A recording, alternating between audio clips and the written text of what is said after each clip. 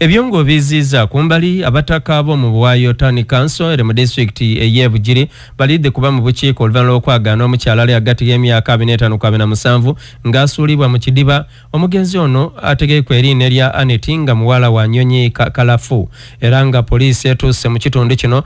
okuba nti yetegereza ensonga mugalambo bagutwala mu iggwanika erya Spatala y'Ebugiri. Isentwa edese yokusatowa Muwayo Town Council ni Wafula Benja aliku nibyali kwino nola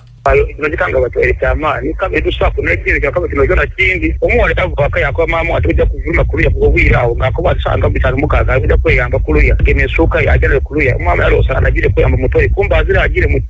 kuere yabana amageza tatu ka ajya mu kisagati kya muntu wonja pasta yajya pasta ya muntu musagati yasubira wekina je chadu yanga yesu amayiso esuka yabona yajire ya kuruya yesu amayiso yagwa mutoyi kuline ya ingira munda tujire kuona kuncho ngalifomo tayari simu atimeya kabiro omwana bali kuna nanfuna kuyiringa azira okumbe ali wano mukina muno